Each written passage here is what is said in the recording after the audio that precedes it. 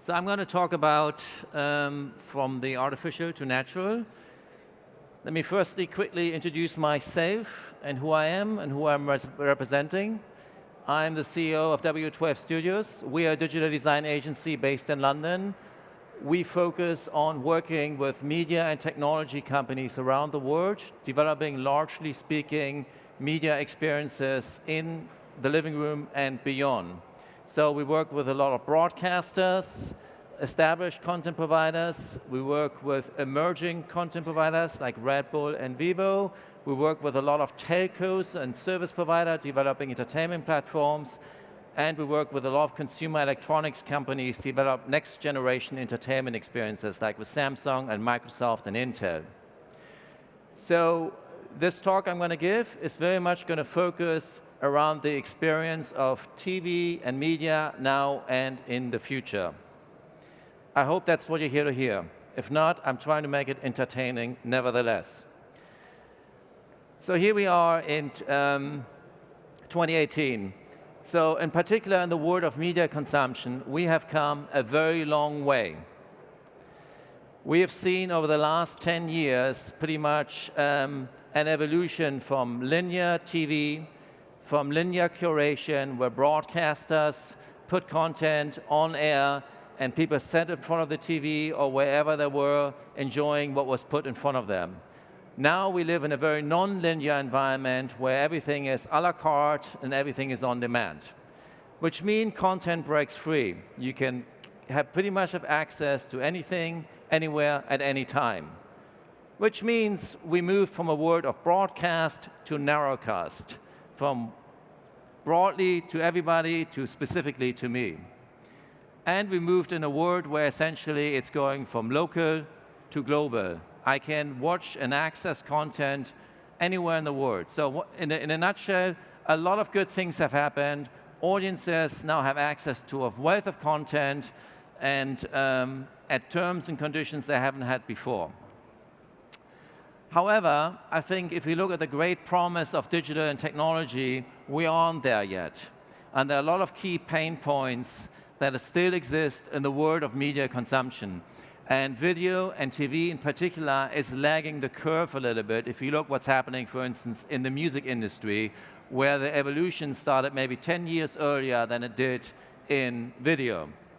So one of the first big pain points that the audience, the consumer, the customer faces is what's called the paradox of choice. So I just said lots of new things happen to come their way, which means like, what do I choose from? Now I don't have any more 4 or 5 or 10 channels to choose from. Now I have hundreds of thousands of items to consume. And the problem of choice and content discovery is probably the #1 problem that the audience and the customer still faces and is facing when they're confronting with the digital labyrinth. The second key pain point, and I'm particularly sensitive to it as a designer, is the remote control, which very much has informed how audiences in the living room have interacted with the TV.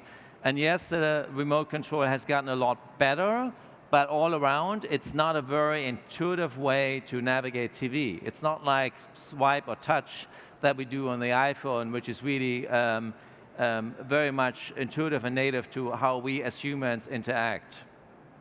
And last but not least, we are seeing lots of menus and rails as a customer user, as a primary user interface, which again is not nearly as entertaining as the content is. So the notion that content is king is still very much true than ever before, because the UI and getting to the content is as painful as it has ever been. Help us on this way. So we are entering a new dawn. We are entering the dawn of the new era. Now, what's the new era going to be like? I think some statistics to sort of give you some context around what is really happening. So we are already today, 20% of user interactions, broadly speaking, are taking place via intelligent personal assistants. So it's a quite impressive number, and those are really sort of anything from helping you making decisions to customer support and so on and so forth. It's being predicted that half of web searches by 2020, that's in only 2 years from now, will be done with voice.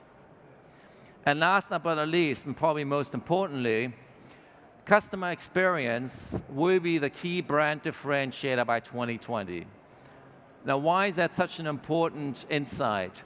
I think we very much have lived at a time where everybody thought it's the product, it's the service, it's what you buy and what you consume, which is why people come to you. But in a digital environment where you can easily swap to a competitor or to another service, if you don't get the customer experience that you expect, if it's not as good as it can be, the patience and the threshold and the tolerance will very much go down, and you will just swap the service. So I think this is kind of one of the key drivers when I talk about when the artificial turns natural.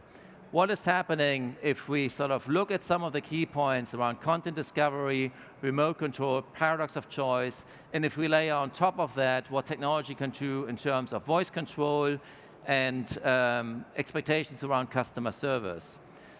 So the artificial is very much sort of a mediation between the content and the audience. So now you have the menus and you have the remote control, and there are lots of things in between the customer and what they actually want.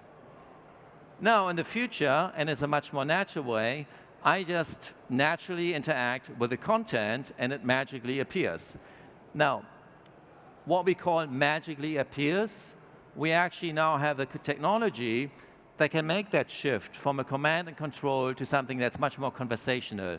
So that magic is actually what technology is going to enable, and what it should enable, and what the customer is going to expect going to happen in the future. So very specifically, the ingredients here, and this is probably no big secret to all of you guys, is voice, AI, and data, which can enable those simpler interactions and can solve the key and very decisive pain points in the living room. Now, why I'm up here and what I'm actually really want to kind of highlight is that shift in technology, or that it's the employment of that technology, also implies a shift or new design approach. So in the past, user-centered design or essentially a very process-driven design approach, which was sort of navigated all the limitations of technology, needs to be replaced to what we call a context-driven design approach, which will radically simplify complex technology. And the key shift here is that you start off by understanding and interpreting the context, and then make technology do the work, so the customer does not have to do the work. So it's basically all grounded on the basic premise that's a context that informs user behavior, desires, and needs. Now, what I'm going to walk through next is sort of a very specific step-by-step what that actually means in the world of context, in the world of TV. We break it down into those 3 core phases, and they're very much inspired how many other designers actually think about creating experiences. So the 3 key phases are understand context, that's what's called context-driven design, then it's create a vision, and then it's make it real. Now, just to sort of bring it back to the world that we understand, it's very similar when an architect actually designs a building. They do a site analysis, which is understand context, to understand the key parameters that inform the building. The next thing is they create a vision, a little model of what the experience looks like. And then over time, they go from scale of 1 to 100,000 to scale to 1 to 1 to make it real. Now, in the world of digital design, what it actually means is the first phase, understanding context, means in the digital landscape is to state the problem in a way that allows a solution, to be really crystal clear what it is that you need to accomplish. So for that, you need to understand your audience. Are they kids? Are they grown-ups? Are they senior people? Are they in the living room? Or are they elsewhere? From that, you create a use case library. You understand what the business needs are by interviewing the stakeholders. You understand the technical constraints. you identify the target platforms, and you create a product roadmap which help you execute the business goals, which mostly means looking at the key features and functions, the content catalog and rights. I walked through that very, very quickly, but the key is your point of departure is to understand the requirements. Why is that a shift from how digital design has been done previously beforehand? Previously, you looked a lot, user-centered design meant looking very closely at the user. The shift is happening here is the user is actually the constant, but the context is changing. So you want to understand what the context is, because that is going to inform the experience. Because whether you sit at the bus stop and have 5 minutes is radically different than being at home in the evening and having 3 hours at your disposal and having the TV 6 feet away from you. The next one, which is create a vision, is really instrumental to be crystal clear what is it you're trying to build. And clearly you want to be innovative, so your vision is about the art of seeing what is invisible to others, others meaning everybody else who needs to make it a reality. Now, one of the biggest pitfalls from my perspective in digital product design is that everybody tries to do too much at the same time. I call it the Christmas tree effect, where you put so much ornament on the tree is gone. So by creating a vision, you essentially start off by defining the hero journeys. You crystal clear about what matters first and foremost, so that actually solves a real need. Content discovery is a real problem that you want to solve, so that will be a hero journey. If you focus on the essential, you can make it iconic. You can make it stand out for your brand, so it becomes ownable to you and thereby scalable over time and across screen sizes. Very often, service providers and content creators do not make the content. So they are more in the business of creating marketing brands because that's what they have done historically.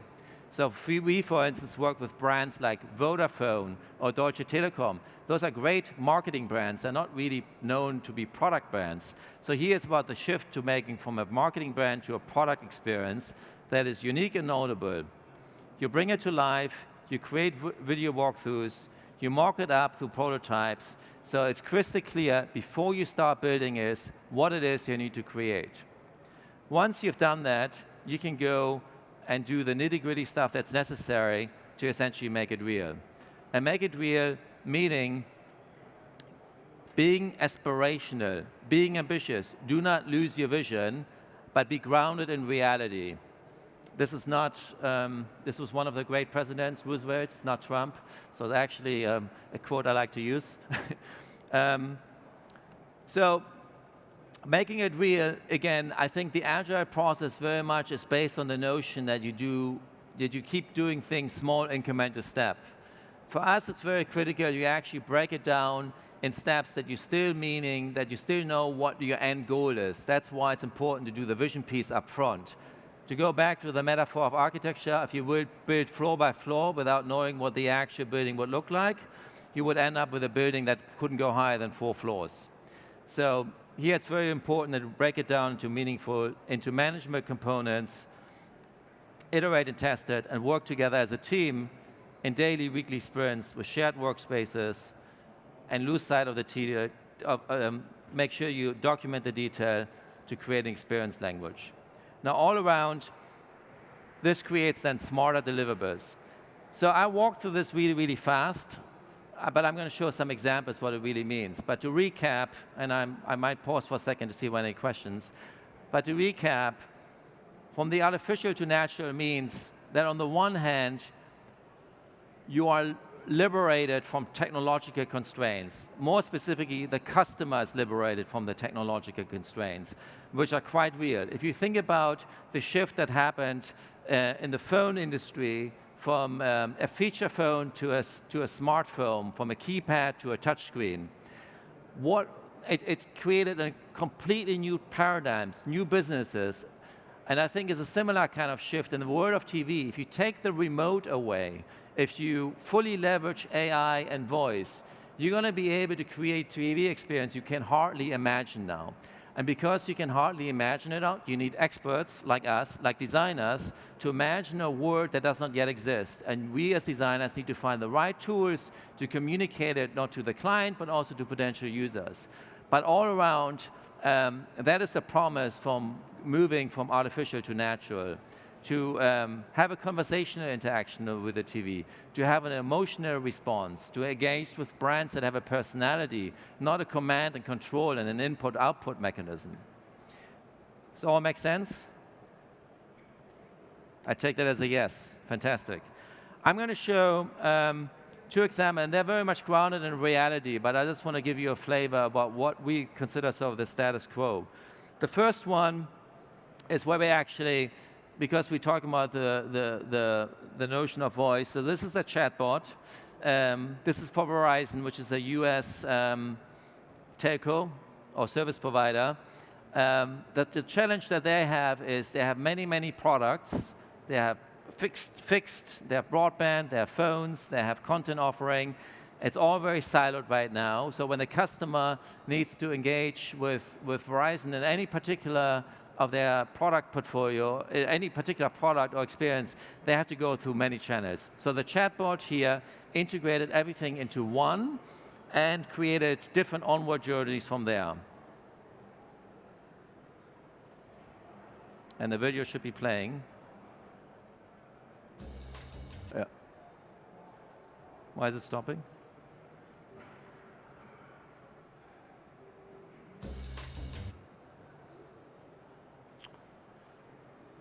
Well,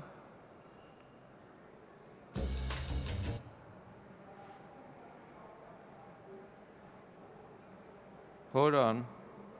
I'm going to stop.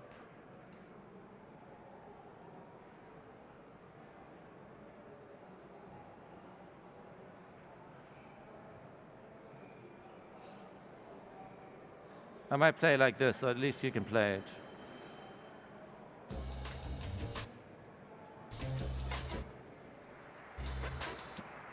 What?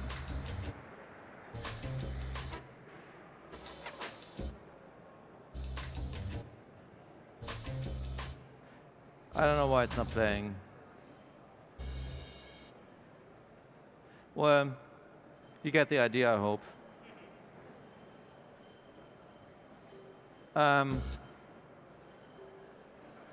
So, it's broken.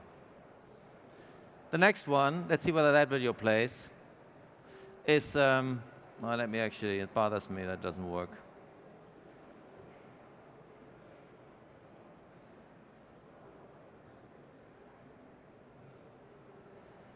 Thank you for your patience. Hopefully it will pay off.